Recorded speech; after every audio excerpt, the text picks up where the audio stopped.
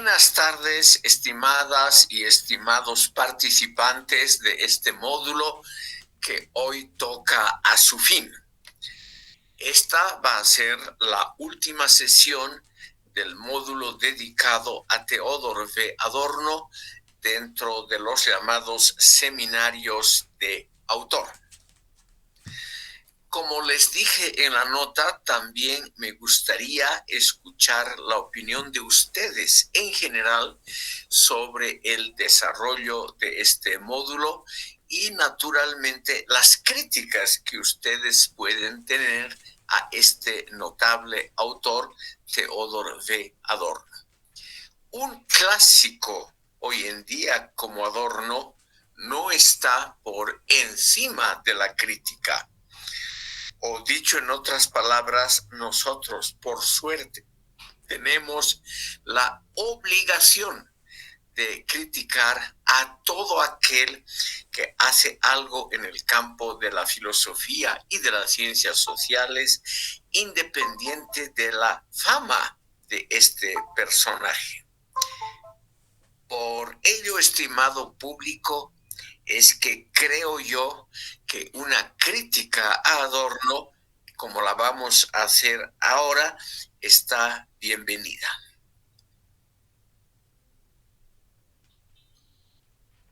Empezaremos a ver este tema de la crítica, cómo Adorno se veía a sí mismo. Adorno era un personaje muy curioso. Escribía anotaba todos sus sueños cuando se despertaba, para que él no se hizo un psicoanálisis, pero creía que era algo muy valioso como un testimonio de un psicoanálisis hecho a un filósofo.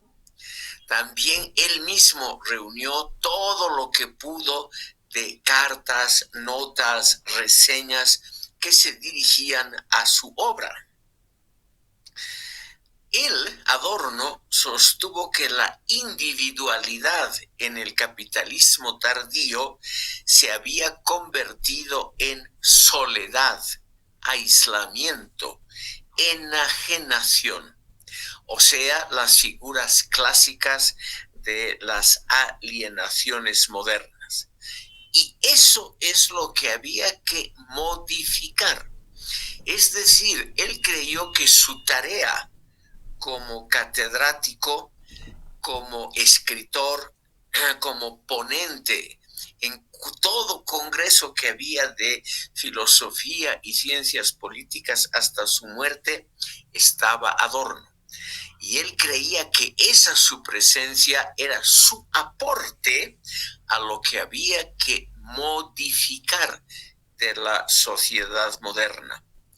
En primer lugar, nos dice Adorno, había que estudiar críticamente la situación, sobre todo el problema que aparece en la dialéctica de la Ilustración, la industria de la cultura. Esa constelación formada por cine, televisión, radio, periódicos, revistas, etcétera, esa constelación constituía un conjunto para manipular, estimado público, manipular, aparte naturalmente de divertir y educar a los individuos. La industria de la conciencia se había convertido en la industria del entretenimiento. Y aquí hay que reconocer, Adorno murió en 1969, hay que reconocer que Adorno realmente tenía una especie de visión anticipatoria muy notable, porque él, antes de que aparezcan las redes sociales actuales, etcétera, se dio cuenta del inmenso poder que tenían las redes sociales y la industria de la conciencia. Por lo tanto, él creyó que la parte pedagógicamente más valiosa de su obra era la crítica de la industria de la conciencia, porque esa era la forma suave, pero increíblemente más poderosa que cárceles, castigos, etcétera, era la forma en que el capitalismo tardío tendía a construir, a elaborar una cárcel ideológica de la cual era muy difícil salir. Por lo tanto, esas enajenaciones modernas, esa soledad del individuo en el mundo actual, Adorno creyó que todo esto era una consecuencia del orden capitalista tardío, que no puede vivir sin manipular a la gente. La consecuencia es clara. Adorno postuló que los artistas, y sobre todo no los artistas sobre tablas, es decir, cine, televisión, sino aquellos que se dedicaban a la creación de objetos artísticos, pintores, escultores, músicos y literatos, esas cuatro clases, él creyó que en ellos estaba la posible salvación del mundo, posible salvación del mundo. O sea, el artista, el gran pintor, el escultor, no aquel que imita modas. En esa época ya había el diseño gráfico. Y Adorno, siguiendo una norma clásica que a ustedes les puede parecer muy anticuada, separó tajantemente a los artesanos, o sea, a los de segunda clase, de los verdaderos artistas, pintores, escultores, arquitectos, etc. Los artesanos eran los empleados, los soldados a sueldo del régimen capitalista tardío, con la función, según Adorno, de estupidecer a la gente, es decir, de volverla manipulable según las coordenadas del sistema. Los artistas, o sea, los verdaderos creadores de algo, como músicos, etcétera, para Adorno esas eran las excepciones. Y él naturalmente en otro texto dio a entender que los filósofos también pertenecían a ese grupo privilegiado que no se sometía a los cánones de la industria de la cultura. El artista, por lo tanto, era el personaje creativo, verdaderamente libre, emancipado, ejemplar. Y hay que reconocer que en esto él seguía una intuición de Karl Marx. Marx creyó en algo parecido, como se puede ver en la ideología alemana. El hombre del futuro no tiene la obligación de trabajar en algo fijo, sino que se comporta como un artista. En la mañana puede ser agricultor, a mediodía pastor, en la tarde crítico literario, etcétera, sin ser específicamente ninguna de esas profesiones. Entonces, el artista, el creador, o sea, él mismo, era el ejemplar que se salvaba de la manipulación niveladora del capitalismo tardío. Y él, Adorno, creía que también el socialismo realmente existente, en 1969 todavía existía la Unión Soviética y su cohorte de satélites, él creía que la situación en el socialismo realmente existente era muy, muy similar. Esta es, estimado público, la visión que Adorno tenía de sí mismo.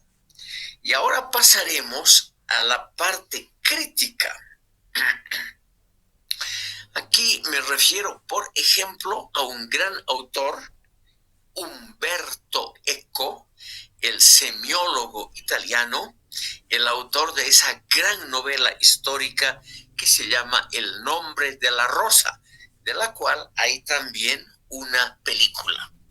El hombre de la rosa es realmente una novela filosófica extremadamente bien lograda. Adorno no llegó a leerla, pero yo les aconsejaría a ustedes como una muy brillante introducción novelada a la filosofía de la Edad Media tardía. Es realmente una obra además extraordinariamente entretenida. Digo esto para pasar a la crítica de Eco a Adorno. Según Eco, Adorno era el apocalíptico clásico, todo muy exagerado, el hombre que no puede pensar en matices. Adorno tenía una visión excesivamente pesimista del género humano, de la historia y de la actualidad. Adorno, según Eco, habría siempre preferido una contraposición binaria de extremos excluyentes. O sea, por ejemplo, mundo emancipado del futuro versus el mundo esclavizante del presente.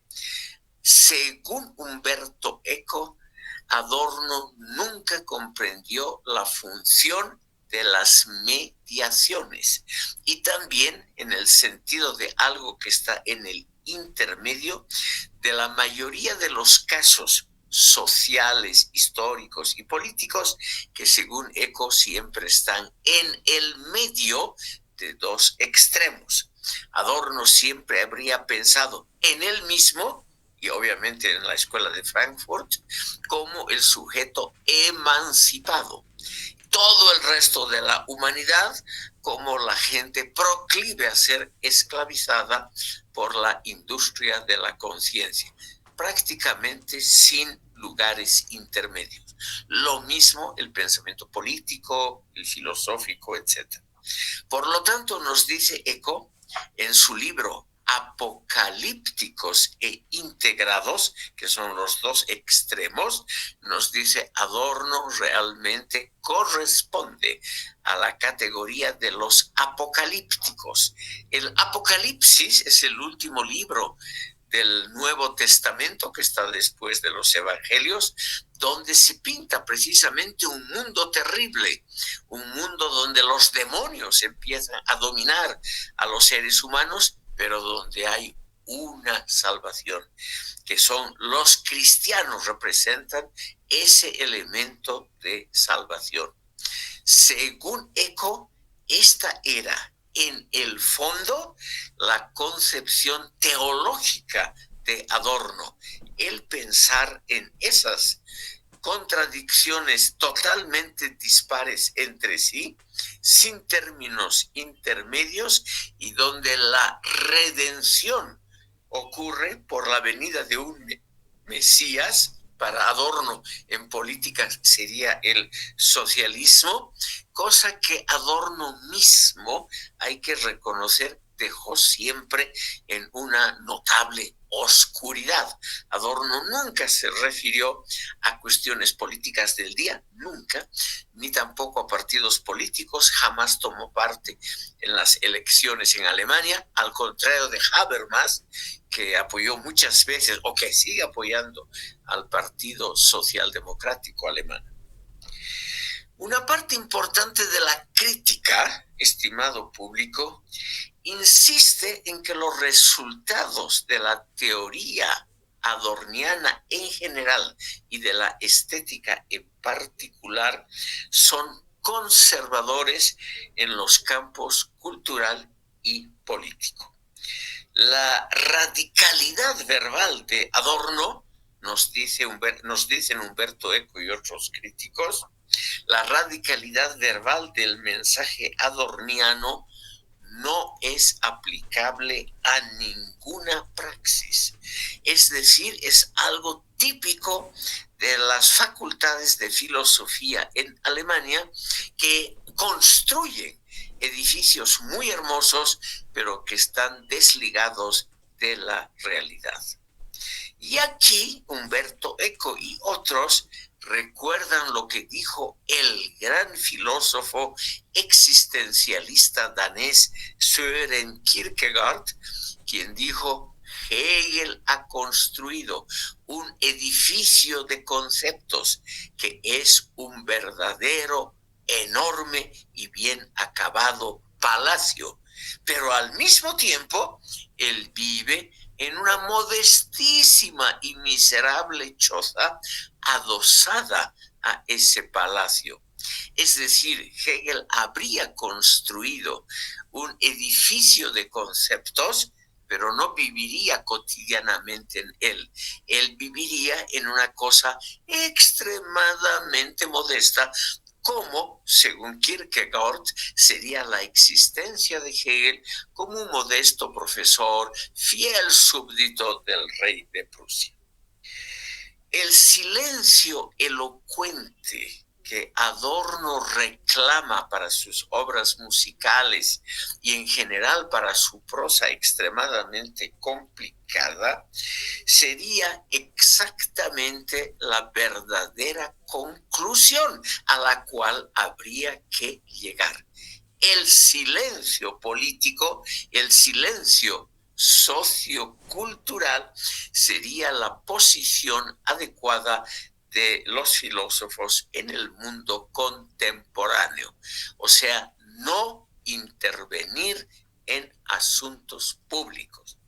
Y esto para Umberto Eco y también para Jürgen Habermas sería el principal punto de crítica a la teoría adorniana.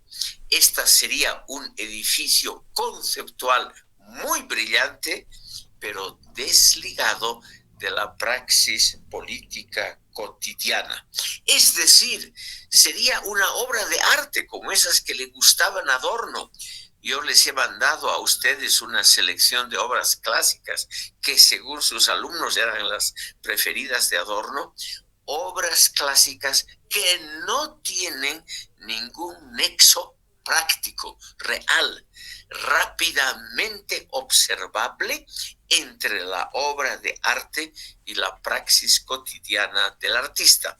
Por ejemplo, la praxis política del artista. Por lo tanto, nos dicen estos pensadores, Umberto Eco, Jürgen Habermas, algunos alumnos de Adorno, que también después de muerto el maestro lo han empezado a criticar, nos dicen toda la teoría adorniana es un verdadero y clásico monumento a la teoría filosófica, es decir, algo que no tiene nada que ver con la praxis cotidiana de la cual se reclama Adorno. ¿Por qué digo que se reclama? Hoy en día hay, estimado público, esos análisis hechos por computadoras de un texto. Uno introduce un texto filosófico o cualquier otro en uno de esos programas y el programa cuenta cuál es la palabra que sobresale más y la palabra más usada en segundo, tercer lugar, etcétera. Y praxis es una de las palabras más usadas por el maestro Adorno y es una de las cosas reales a las cuales él estuvo más alejado. Por lo tanto, la emancipación del sujeto que tanto predica Adorno no tendría en la obra y en la praxis de él un contenido concreto. O sea, la praxis sería en el fondo teoría pura. Ahora, yo les he mencionado en algún momento en este curso que también Adorno repitió esa famosa frase atribuida a los padres fundadores: una buena teoría es ya un brillante aporte a una praxis razonable. ¿Qué es lo que ha hecho Marx seguramente al escribir El Capital y otras obras? Entonces, Adorno, para disculparse y en medio de la revuelta estudiantil de los años 67 a 69, Adorno repitió muchas veces esa frase para disculparse y para dar a conocer que él sí hacía praxis, pero que él hacía la la praxis escrita, la pensada, la filosófica, que según él obviamente era tan valiosa como ponerse a hacer manifestaciones, desfiles, pancartas, gritar en las calles y otras cosas que Adorno siempre dijo que eran infantilismos sin ningún valor político. La mayoría de los analistas subrayan que el enfoque de Adorno no es aplicable a ningún campo social concreto. No es aplicable ni siquiera a los clubes juveniles que leen o que leían en esa época apasionadamente Adorno. Aquí hago un paréntesis. Tengo una información sacada de Wikipedia.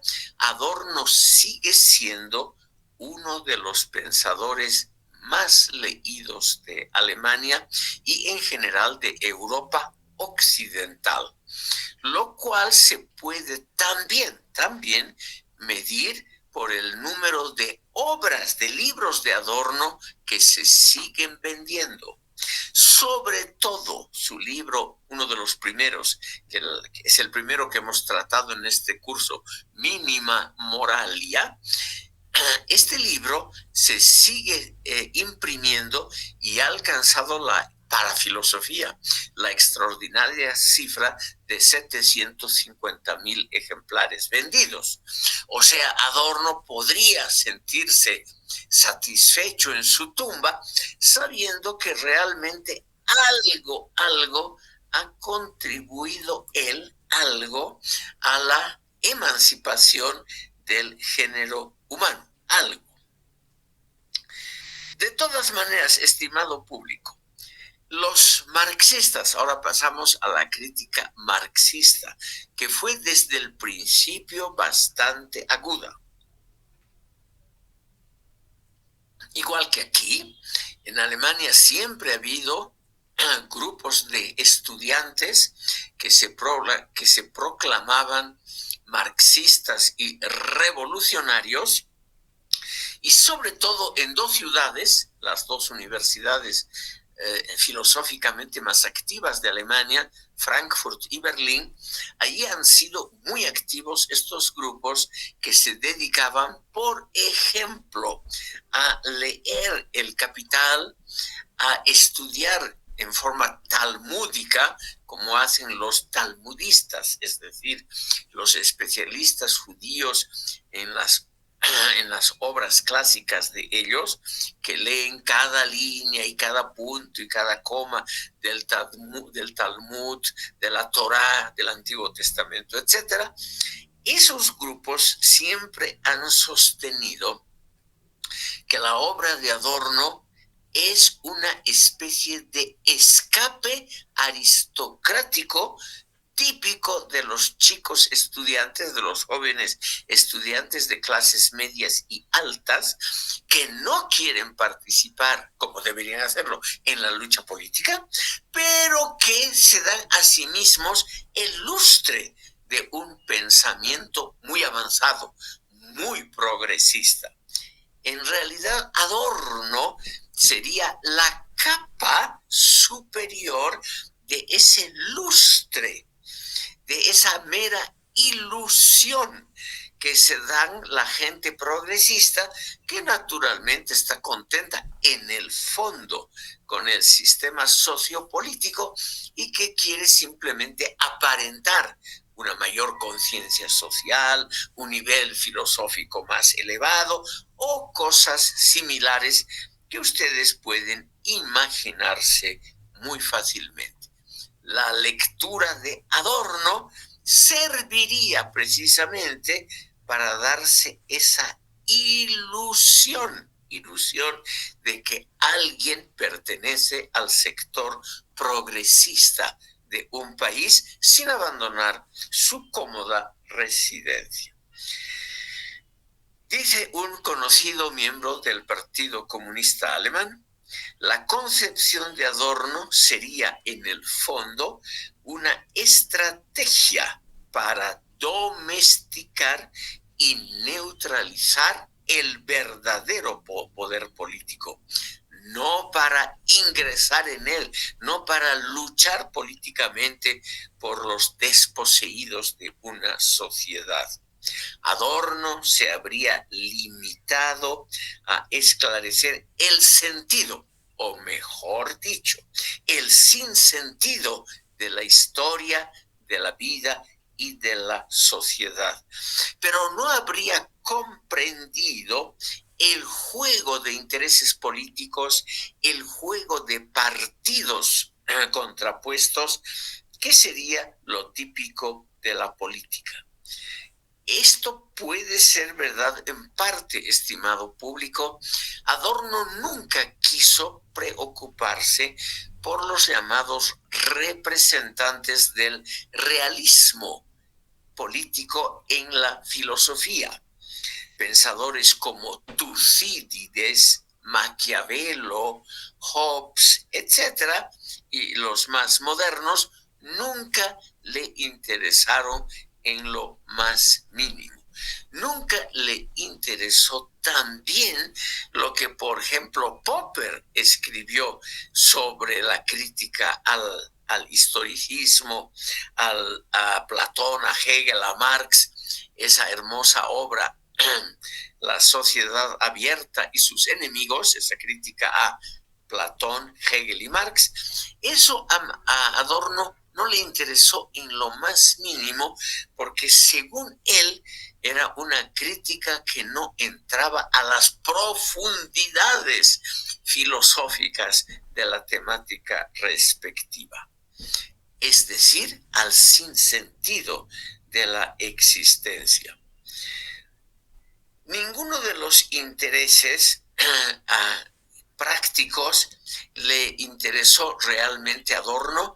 Él nunca en vida, esto es un paréntesis sobre su existencia, nunca en vida tomó parte en manifestaciones políticas, en manifiestos, en partidos o en asociaciones protopolíticas, nada de eso.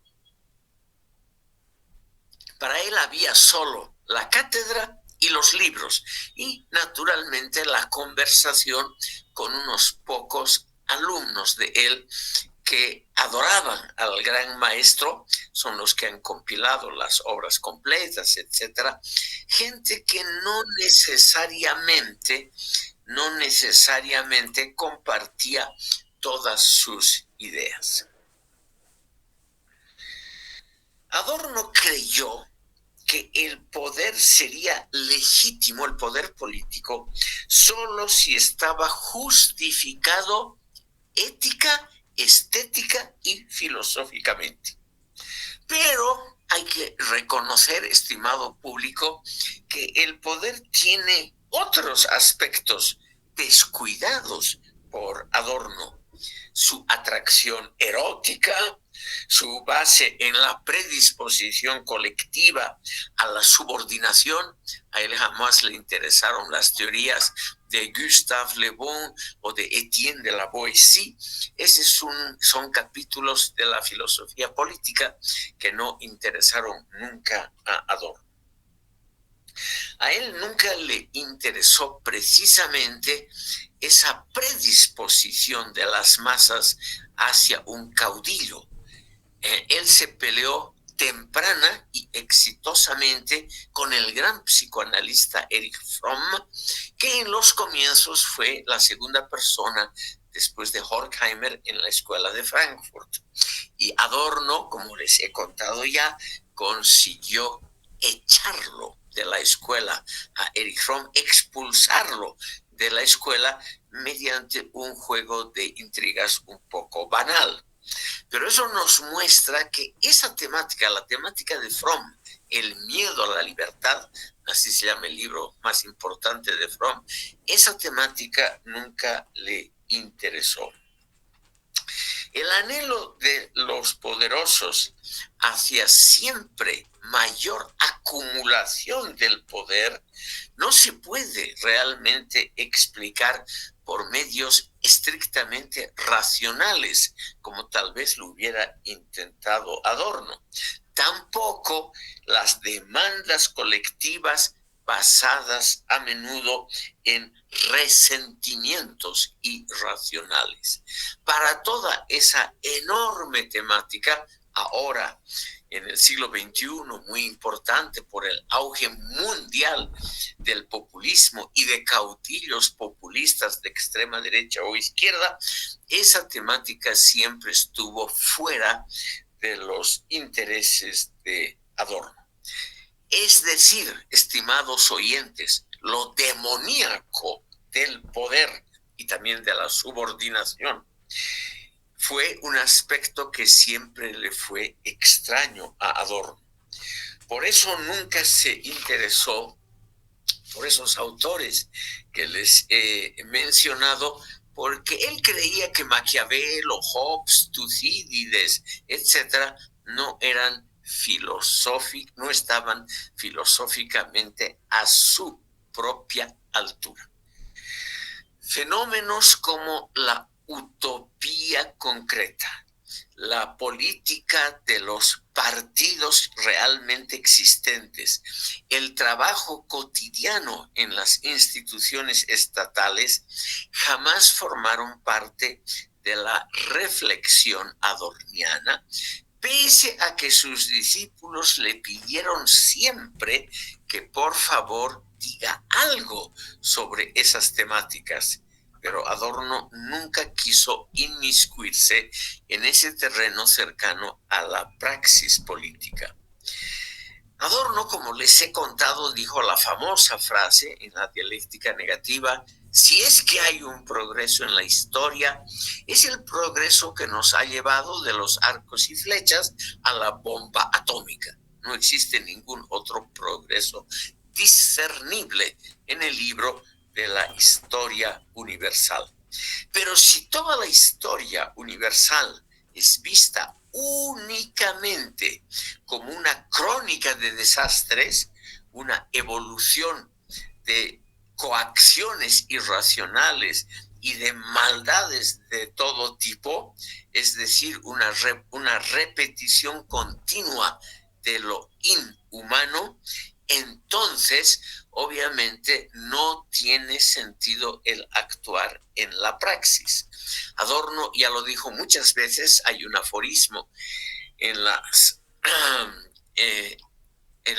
sus primeras obras, ya aparecen como la Mínima Moralia, un aforismo que dice: no puede haber una vida buena dentro de una sociedad mala. Una sociedad atroz, una sociedad condenable, desastrosa, nunca puede dar lugar a una praxis individual, positiva, racional, etc. Y aquí Jürgen Habermas y casi todos los otros críticos le han dicho que eso es insostenible, porque él, Adorno, es la muestra de que se puede estar contra el sistema y seguir viviendo en él, porque el sistema no es completo, no es total, no es algo totalizador inescapable, sino que todo sistema social, y mucho más el capitalismo liberal democrático de los años de Adorno, deja muchos resquicios para una praxis más o menos racional. O sea, la vida de Adorno y las enseñanzas, las publicaciones, la popularidad de Adorno en los medios masivos de comunicación, radios, periódicos y televisión, eran órganos donde siempre él aparecía, mínimo una vez a la semana. Esa participación sería una especie de praxis, pese a que Adorno no lo consideraba como tal, y una demostración de que la tesis adorniana de que no puede haber una vida feliz en un mundo atroz, que eso es algo falso por lo exagerado, por lo indiferenciado de esta expresión. Si seguimos estrictamente Adorno, nos dice Jürgen Habermas, sería imposible toda actividad política racional y toda actividad también filosófica. Y en cambio Adorno era profesor titular, director de un instituto, tenía un éxito notabilísimo, tenía ingresos muy altos por su producción y sus intervenciones públicas. En Alemania, al contrario de Bolivia, esas intervenciones en la televisión, la radio, los periódicos siempre han sido muy bien pagadas. Por lo tanto, la propia vida de Adorno sería una demostración de que su teoría, por lo menos parcialmente, es falsa. La propia vida de Adorno desmentiría algunas de las expresiones de este pensador. Hay, estimado público, una cierta unanimidad al calificar a Adorno como un filósofo que en el fondo intentó rescatar, es decir, salvar, enaltecer lo concreto, lo individual, lo específico, lo particular, lo que Adorno siempre llamó lo no idéntico, como se desprende sobre todo de sus últimas obras a partir más o menos de 1955. No hay ningún cambio radical en el corpus completo de la teoría adorniana, no hay algo así. Pero sí hay, estimado público, lo que sí hay es algo realmente interesante, que es una acentuación diferente. La dialéctica negativa, la última gran obra de Adorno, es realmente una obra que puede, subrayo, puede ser interpretada como una crítica total a Marx y a Hegel, porque ambos serían generalistas y Adorno sería el gran partidario de rescatar lo individual, lo específico, lo no idéntico, en una palabra. En cambio, Adorno habría sido el campeón de una lucha intelectual contra lo general, lo universal, contra las tendencias colectivistas y por lo tanto también contra lo históricamente correcto, contra las doctrinas y las prácticas totalitarias que él vio muy claramente en el mundo fascista, en ese ámbito del cual tuvo que escapar, y en el ámbito muy cercano geográficamente, que era el ámbito del socialismo realmente existente, que, como ustedes saben, atravesaba Alemania. Adorno tenía una enorme desconfianza hacia los ideales matemático-cientificistas que quieren establecer leyes impecables e implacables del desarrollo histórico para el ámbito que podríamos llamar social. Él, en contra de esa posición que no deja excepciones, él prefería lo fragmentario, el ensayo como el género filosófico ideal, porque eso permite lo no sistemático. Hemos visto en una sesión anterior, cuando hemos explicado las notas sobre literatura, cómo Adorno defiende el ensayo en contra del tratado sistemático, precisamente porque el ensayo permite analizar casos individuales, concretos y específicos, es decir, lo no sistemático. Por ello, Adorno, nos dice Jürgen Habermas, trató de combinar la dialéctica materialista con una especie de mesianismo social. Permítanme unas palabras sobre este mesianismo social que Jürgen Habermas cree que es lo decisivo tanto en la obra de Adorno como en la obra del amigo de Adorno, Walter Benjamin. La obra de Walter Benjamin, nos dice Habermas, y así podemos entender la influencia de Benjamin sobre Adorno, es un intento de salvar la idea teológica de la redención. Redención quiere decir salvación. La idea teológica de la redención en el campo social, político y cultural. ¿Qué es esta idea de la redención? Es la idea de que en algún momento, por medio de una revolución o algo similar, viene un movimiento o una persona que rescata lo valioso del mundo e instituye un sistema sociopolítico basado estrictamente en la razón, como lo han pedido, solicitado las grandes utopías del pasado, las de Thomas More, Campanella, Francis Bacon, eran todas utopías racionalistas. El mesianismo social, entonces, según Jürgen Habermas, combina una visión dialéctica del mundo que en última instancia se refiere siempre a Karl Marx. Adorno se creyó siempre un marxista, digamos, ortodoxo, pero con la promesa de un bienestar para cada individuo.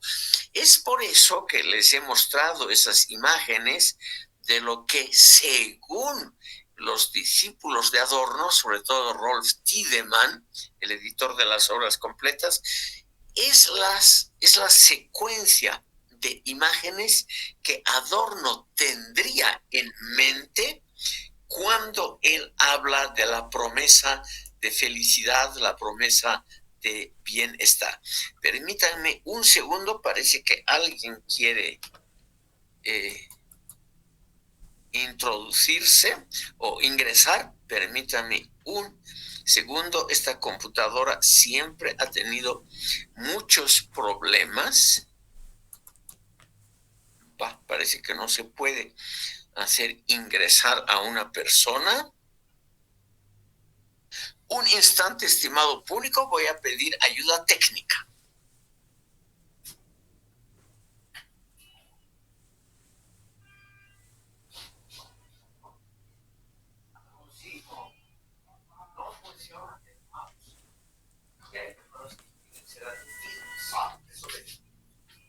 Si tú podrías arreglar eso. Estoy escribiendo en francés. Estimado público, un minutito, vamos a tratar. Ya está.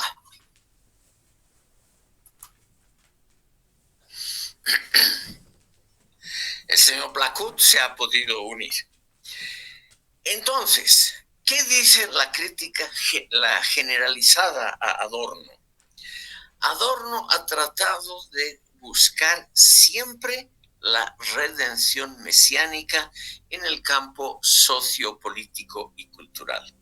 Y eso significa la salvación, es decir, la terminación de los males terrestres, la edificación de una utopía, o sea, un mundo perfecto.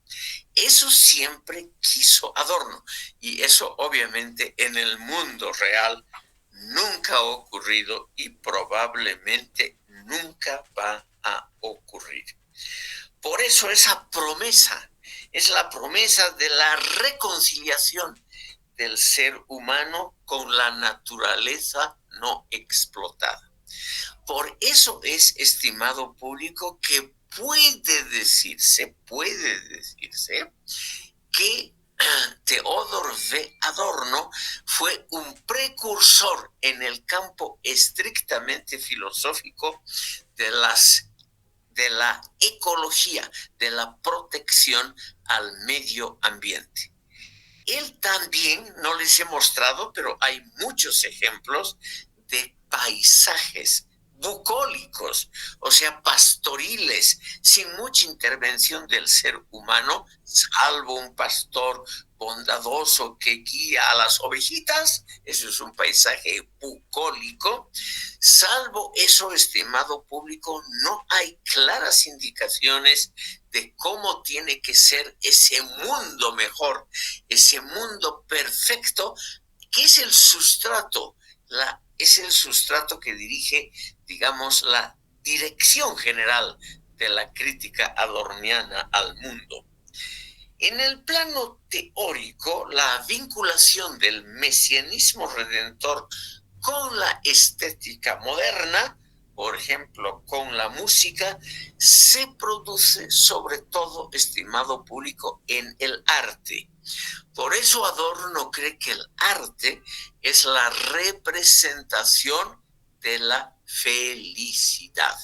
Y para ello se necesitan obras de arte, como la que les he mostrado, de una impecable factura técnica bien lograda. Aquí hay muchas, en la estética de Adorno, dispersas, hay muchas observaciones negativas sobre el arte moderno, instalaciones o un lienzo completamente blanco o negro o cualquiera de esas ocurrencias que están hoy de gran moda, como presentar un cadáver en un refrigerador o decir yo arrugo este papel y lo declaro obra de arte porque soy un artista. Todo eso a él le pareció un cuento chino, es decir, una cosa mal edificada como teoría. Él creía que una obra de arte tiene que ser figurativa, sí, estimado público, figurativa, y tiene que tener una gran calidad estética, es decir, una factura técnica impecable, porque la felicidad lo merece. Ese es el argumento central. La idea de la felicidad, estimado público, solo se construye con la calidad estética, con la perfección. No se consigue con meros experimentos de tercera categoría. Esos no representan a lo esencial, a la promesa de felicidad. Estimado público, obviamente hay muchos críticos que le dicen: la música que usted compuso y la música que usted, Adorno, apoyó, la de Arnold Schoenberg y la de Alban Berg, eran todo menos música clara, eran música silenciosa o estridente, no era una factura técnica adecuada. Pero Adorno siempre ha dicho que la música es la más filosófica de las artes, la más abstracta de las mismas, y que la música de esos sus adorados compositores Schoenberg y Berg, ambos hoy completamente olvidados, que esa música era lo más abstracto, por lo tanto lo más sublime de la música, y que por eso había que respetarla. Es una teoría como cualquier otra, estimado público. Adorno creyó siempre que el arte, eso les va a gustar a alguno de ustedes, que el arte, la literatura y la música eran superiores a la filosofía, porque el arte crea esa recreación de la felicidad, esa posibilidad en el mundo actual de algo realmente bello que nos da sentido a la vida. La vida en general, para la mayoría de los seres humanos, no tiene sentido, porque la vida es una vida de fealdad, de miserias, de destrucción, o por lo menos una vida llena de muchas limitaciones. Y esas limitaciones desaparecen cuando uno se sumerge en la gran música, en las obras de arte, etc. Adorno empezó a escribir una teoría sobre Beethoven, sobre ese gran músico clásico de fines del siglo XVIII, comienzos del XIX. No llegó a cumplir esa obra, solamente han quedado algunos aforismos y algunas frases desconectadas entre sí, o sea, anotaciones casuales para escribir la gran obra sobre Beethoven. La muerte le impidió. Pero algo sale de esos aforismos. La idea, estimado público, de que la felicidad está en el momento del goce de lo concreto, de lo específico, como es, por ejemplo, en la juventud, un amor bien logrado. Porque esa es la felicidad completa, la promesa hecha realidad, el paraíso en la tierra según Adorno. En cambio, el intento de creer que uno es feliz porque pertenece al partido, por ejemplo, al Partido Comunista, y muere por él, o que uno pertenece a un ejército y que muriendo por una causa noble uno es feliz y uno es feliz porque contribuye a la felicidad de los otros, eso a él le pareció una simple mentira. El poder, en todo caso, el poder político y las grandes instituciones del poder siempre le parecieron que eran mecanismos para robar al ser humano sus momentos de felicidad, robarles. Porque una cosa es el robo claro material, pero hay el robo inmaterial, el robo intelectual, que según Adorno es, por ejemplo, hacer creer a la gente que participando en algo general, en algo colectivo, uno obtiene una felicidad específica, concreta e individual. Y eso para Adorno era simplemente imposible. ¿Por qué combate en el arte, en la filosofía, en la música, todo intento de identificación?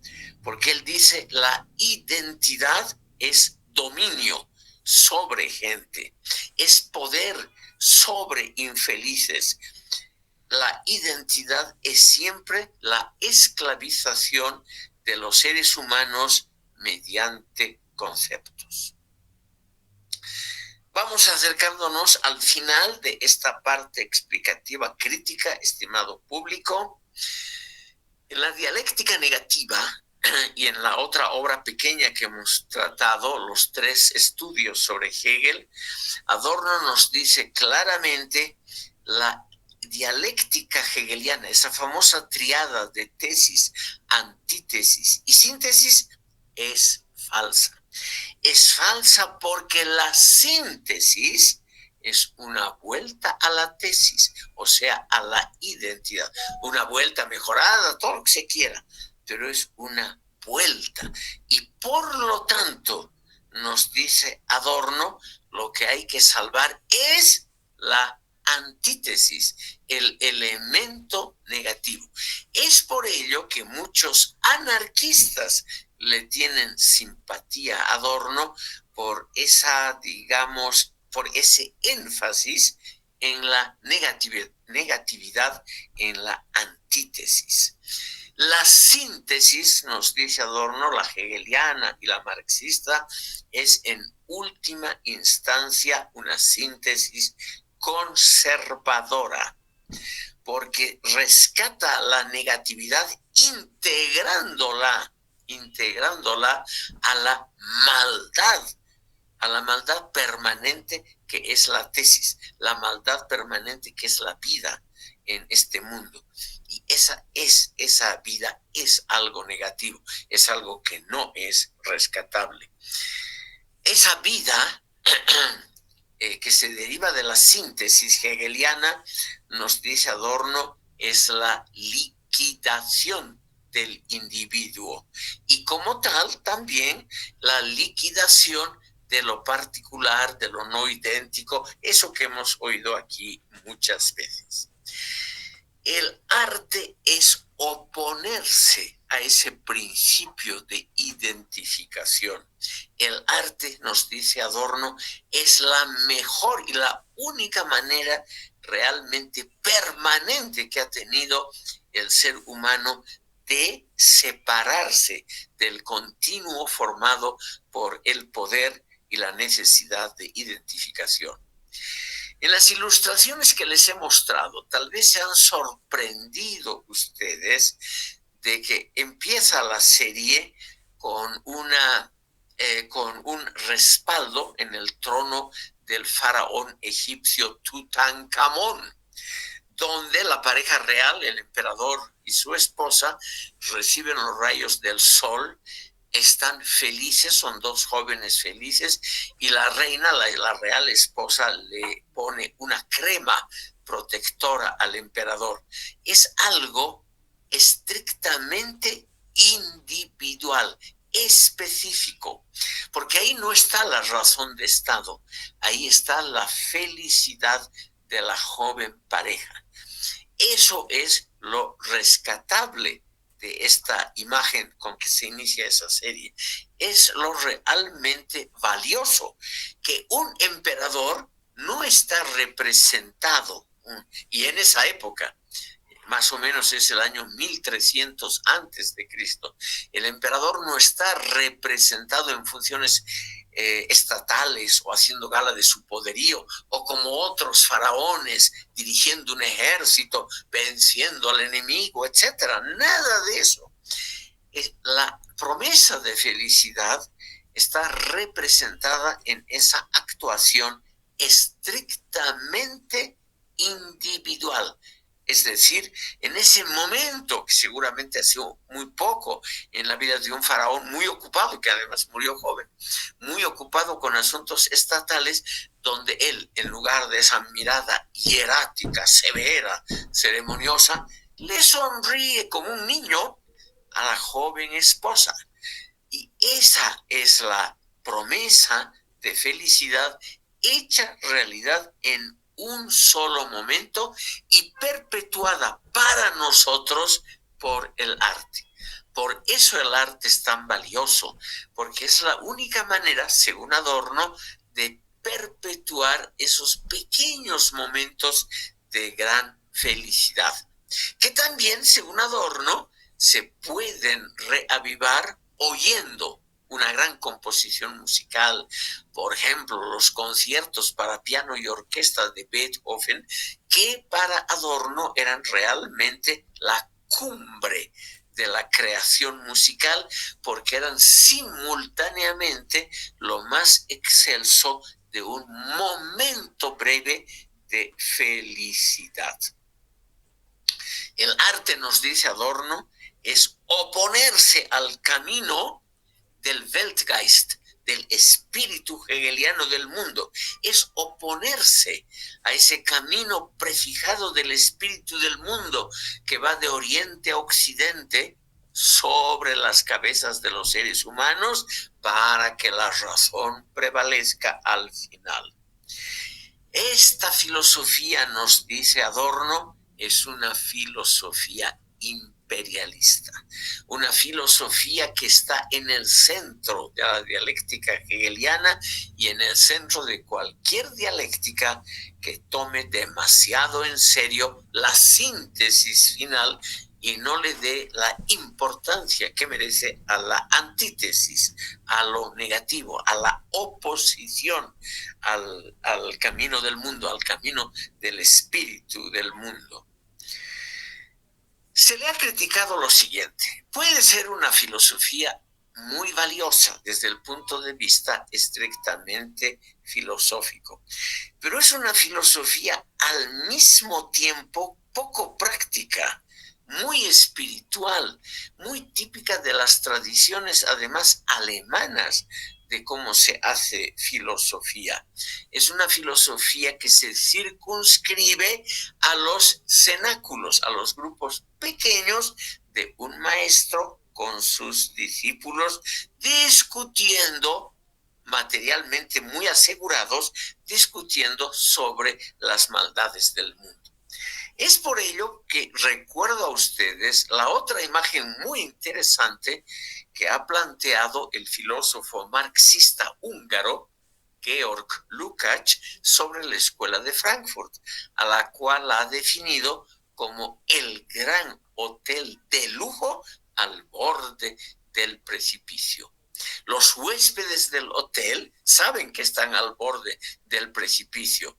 Tal vez termina el orden burgués, tal vez sus vidas privilegiadas llegan a su fin, pero ellos todavía en el hotel de lujo tienen un servicio de primera, manjares de primera, placeres de primera, y Lukács dice, y sienten el placer morboso del próximo fin de ellos mismos, el placer morboso de saberse al borde del precipicio. Aunque yo no comparto, estimado público, las opiniones del filósofo Georg Lukács, no hay duda que es una especie de imagen de plumada rápida, un plumazo rápido para designar a la Escuela de Frankfurt y a la teoría adorniana. O sea, es una teoría anticonformista, pero al mismo tiempo es una teoría que difícilmente puede ser empleada y entendida desde la praxis. Por ello, según Lukács, es que en el fondo es una teoría conformista. Son los huéspedes privilegiados de un mundo que se hunde ante la revolución socialista.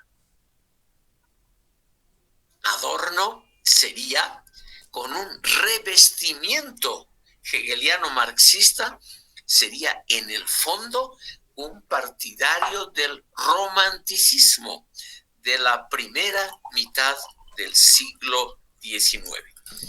Esta crítica ha sido, estimado público, repetida muchas veces, por eso aquí la menciono. La Escuela de Frankfurt sería, con ribetes marxistas y dialécticos, una resurrección del romanticismo del siglo XIX. Para Adorno, las grandes obras de arte, las auténticas, combinan la felicidad que irradian con su combinación de espontaneidad, espiritualidad y calidad técnica. Ellas son, nos dice, el último refugio del sujeto no alienado, del sujeto subversivo en términos reales, del sujeto inteligente.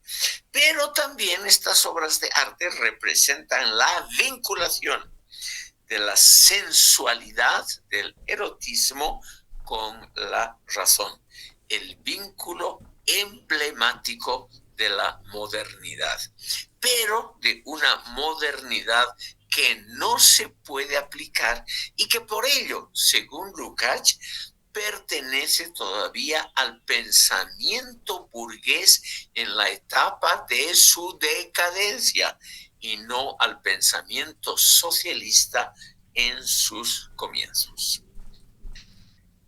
Acercándonos al final de la crítica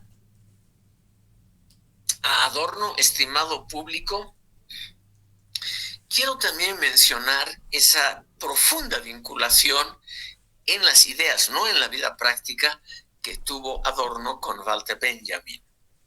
En el fondo, como en la teoría de Walter Benjamin, el último y el primer motivo profundo para la redención mesiánica de la humanidad, es decir, para una redención en el fondo político materialista, sería, estimado público, la idea de que la felicidad que la han entrevisto los grandes artistas, esa felicidad corresponde a todos los seres humanos. Todos deberíamos ser artistas. Eso les va a gustar a ustedes, esa idea. Los seres humanos, en su máxima expresión de desarrollo, seríamos artistas cotidianos, aunque no lo supiéramos. Porque el artista es aquel que, creando belleza, no se somete a los dictados del momento y a los dictados sociales. Es un revolucionario que no combate con el fusil, sino con el pincel. Esa idea, estimado público, es muy interesante. O sea, el verdadero artista, el que trabaja además por épocas futuras, el que trabaja por la humanidad, y no solamente por un círculo pequeño, es el que crea los elementos para que la gente, por lo menos en un instante, sean felices. El verdadero revolucionario, entonces, es el artista que tiene alta calidad técnica, no solamente el que emborrona cuartillas o el que compone una línea musical, sino realmente el que domina las técnicas del arte. Y esto nos retrotrae a lo último que nos dice Adorno, la posibilidad de la redención mesiánica de la humanidad, una idea de la redención que está, según Adorno, en el núcleo del marxismo, es una vuelta a los momentos buenos, a los pocos momentos positivos de la infancia. Por ello habría que rescatar la infancia.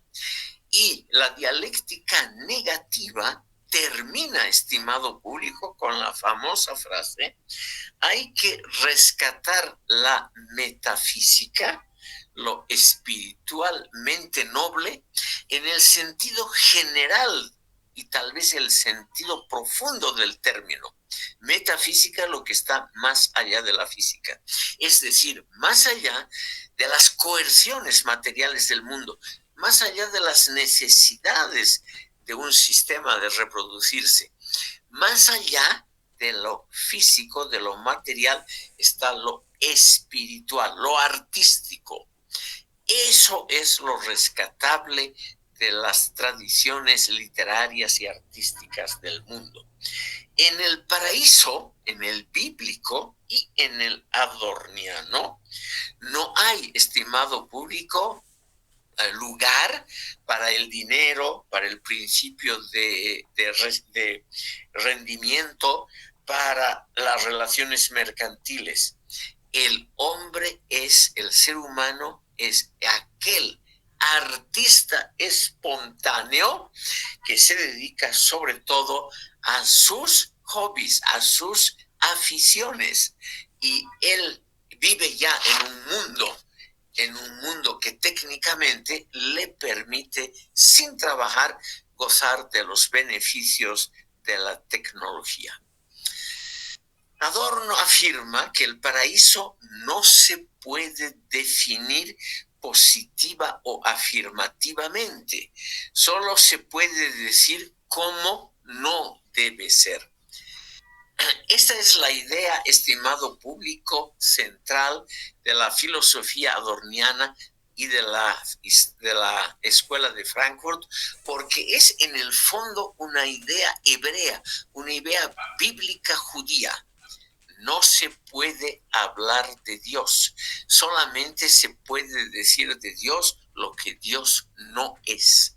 Hay esa prohibición, por lo tanto, en el mundo judío, curiosamente también en el islámico, de representar con imágenes a Dios. En el mundo judío no hay, como por ejemplo lo ha hecho Miguel Ángel en la Capilla Sixtina, en esos famosos frescos, que ha representado a Dios Padre cuando crea a Adán, crea el mundo. Eso es inimaginable.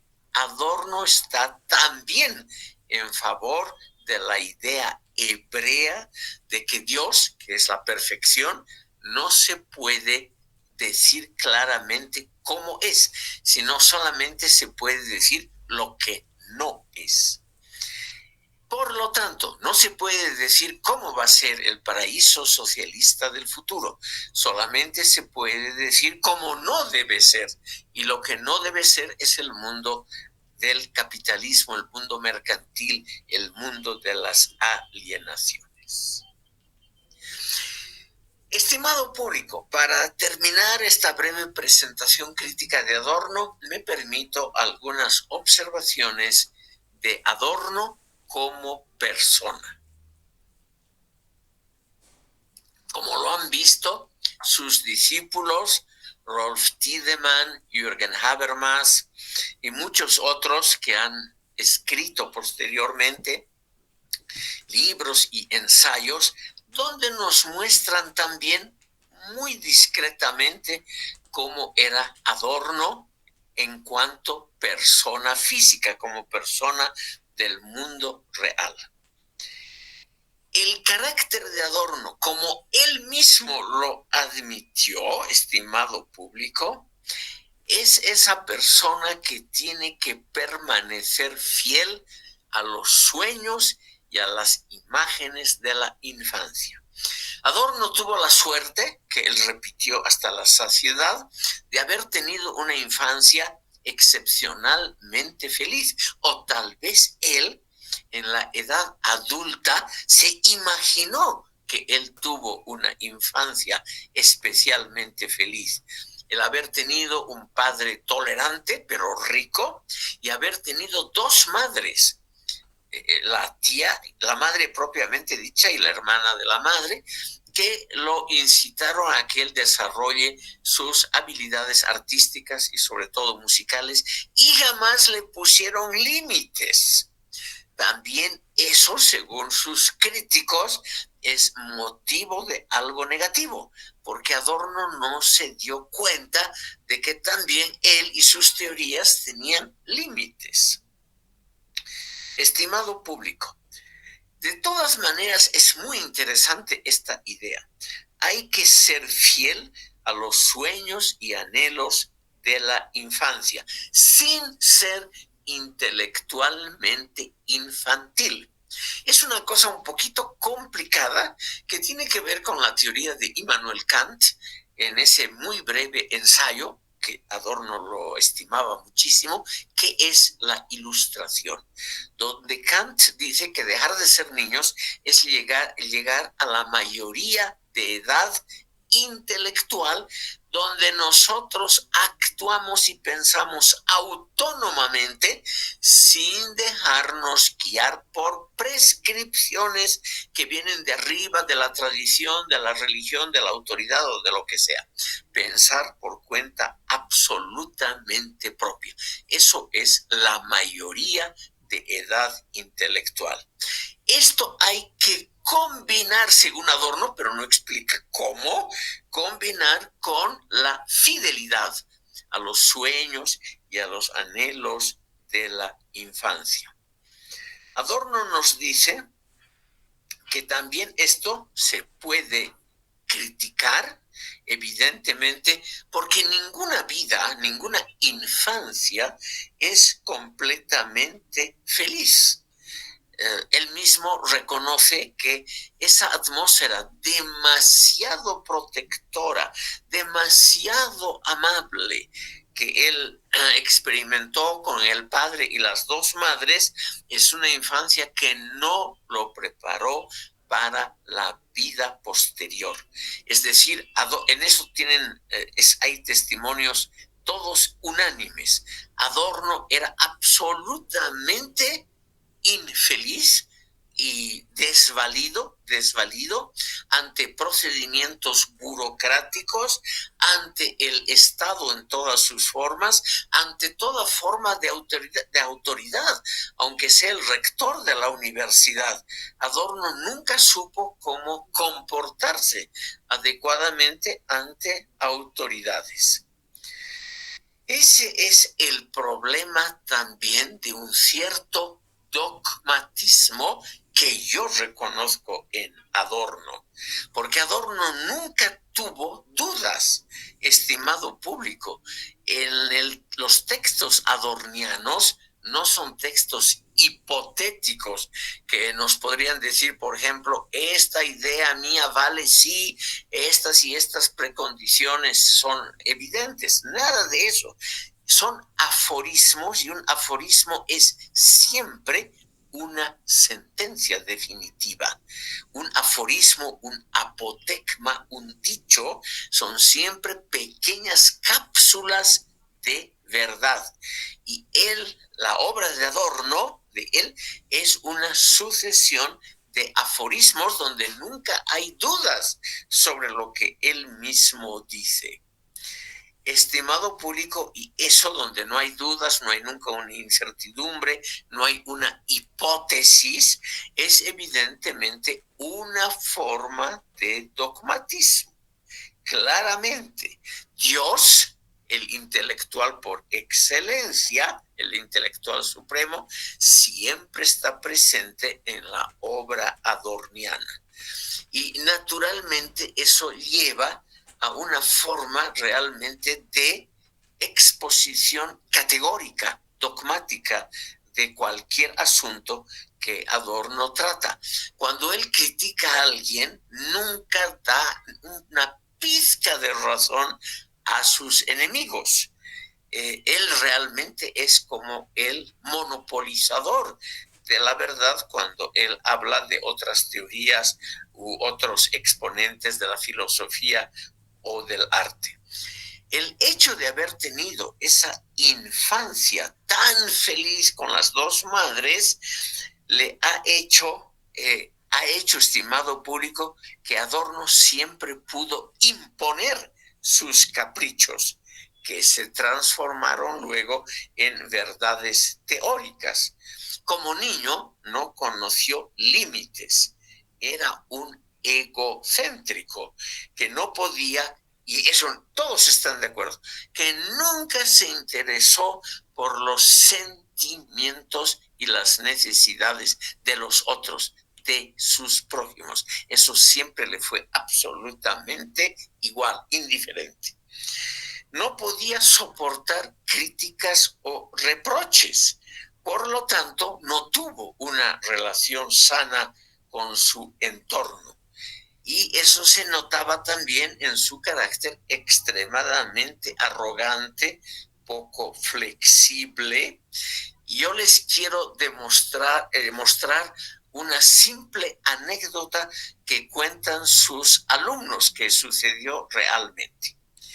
En 1960, en la cumbre de su fama, además como musicólogo, se estrenó una ópera clásica en el edificio de la Ópera de Frankfurt, que hasta hoy es uno de los grandes sitios de la ópera en Europa. Y el director de la ópera, una nueva escenificación, conociendo los muchos textos de Adorno sobre música y musicología, le pidió a Adorno que haga una breve introducción a esa ópera inmediatamente antes de que la ópera comience.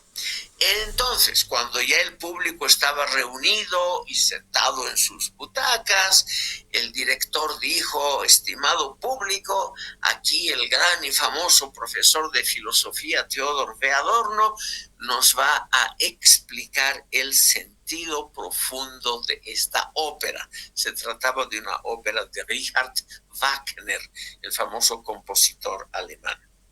Adorno empezó a hablar, estimado público, y sin parar habló media hora. El director le había pedido 5 minutos.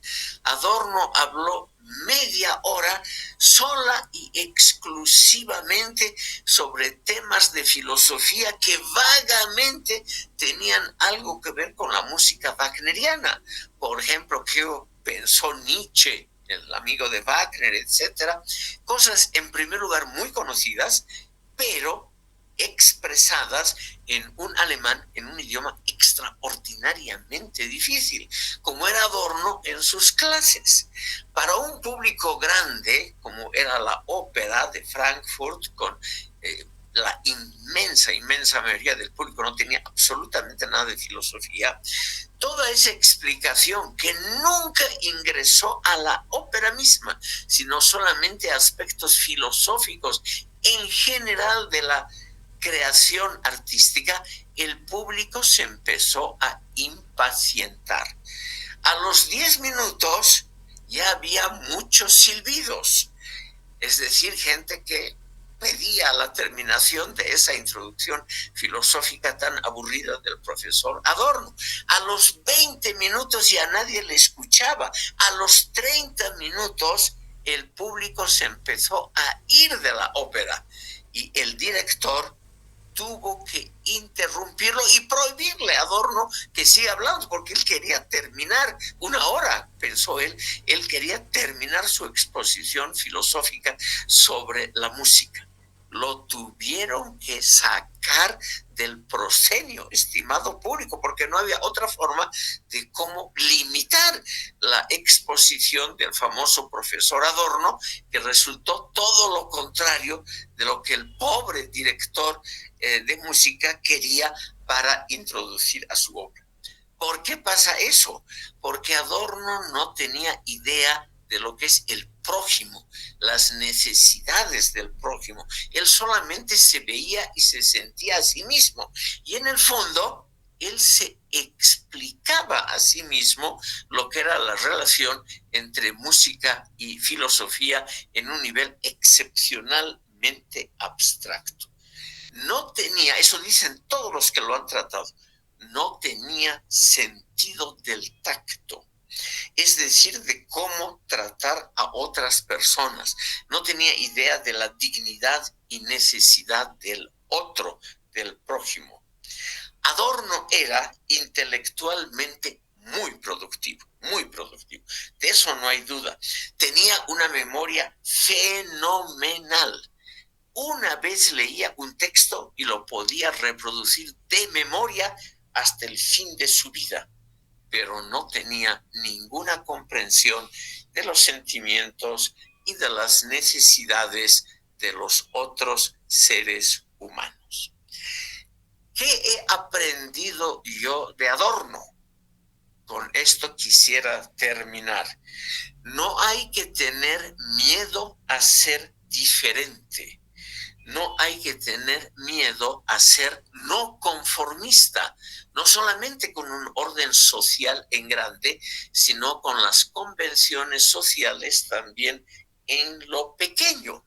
No hay que tener miedo a decir que los revolucionarios de una época en el fondo son personas muy conservadoras en la vida real. Es una idea que he tomado de Adorno.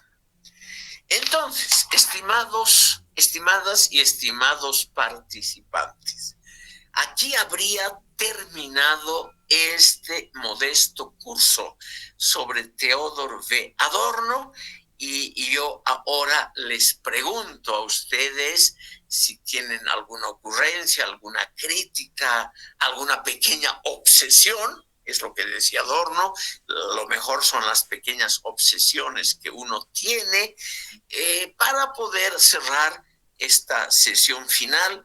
Yo de todas maneras me adelanto y les agradezco muchísimo por haber tenido la paciencia de escucharme durante este semestre académico. Pregunto, ¿hay alguna crítica, alguna objeción, alguna complementación? Todas las críticas de ustedes siempre bienvenidas.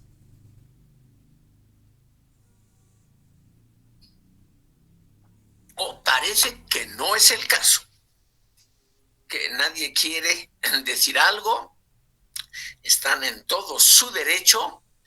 Entonces, estimado público, terminaremos con una indicación técnica. Por favor, envíenme a mi correo electrónico o por nuestra red de WhatsApp su pequeño trabajo de tipo ensayo para obtener una calificación. Yo tengo que entregar la planilla de notas en los primeros días de la próxima semana. Ya he recibido 3 trabajos por medio electrónico. Yo les agradezco mucho a los 3 que han enviado. Son todos trabajos muy interesantes. Se nota que son trabajos muy pensados los que han compuesto estos queridos oyentes. Yo ellos mismos saben quiénes son, yo les agradezco mucho y vuelvo a preguntar si hay alguna crítica, alguna objeción, alguna ocurrencia que puede ser interesante. A ver, el señor Cano nos va a decir algo. Adelante, señor Cano. Buenas noches, doctor. No, yo simplemente agradecerle también por la disposición de tiempo a lo largo del semestre, si bien la mayoría lo hemos pasado virtual. Ha sido muy llamativa las clases, sobre todo cuando hubo el regreso a clases, cuando se tocó el Excursus 2 de la dialéctica de la ilustración, que fue el tema que más me llamó la atención, con lo de Juliet y el Marqués de Sade. Y solo darle ese pequeño agradecimiento, y me parece muy interesante la forma en la que nos dio a conocer un poco el pensamiento de lo que es Tudor Adorno. Gracias, señor Cano, muy gentil por sus palabras, le agradezco mucho. ¿Alguna otra intervención? Si no es el caso, entonces aquí queda terminado el módulo FIL 505 y les vuelvo a agradecer mucho por haber tenido la paciencia de escucharme. Para el próximo semestre tal vez nos volvamos a ver, todavía no sé si voy a seguir en la carrera de filosofía, eso no depende de mí, sino de la dirección. Así que, estimados, aquí entonces me despido y les deseo un buen fin de semana largo, que se diviertan como debe ser. Hasta luego. Buenas noches. Una consulta, perdón, no puedo levantar la mano, no encuentro el botoncito, pero solamente era decirle muchas gracias por sus clases y por todas las explicaciones que nos ha dado a lo largo del módulo. Solamente era eso. Gracias, señora Valdenasi. Muy gentil. Muchas gracias. Y pues y ojalá poderlo ver el próximo semestre en otras manos. Yo con todo gusto, pero son cosas que no dependen de mí. Chicos, que les vaya muy bien. Hasta luego.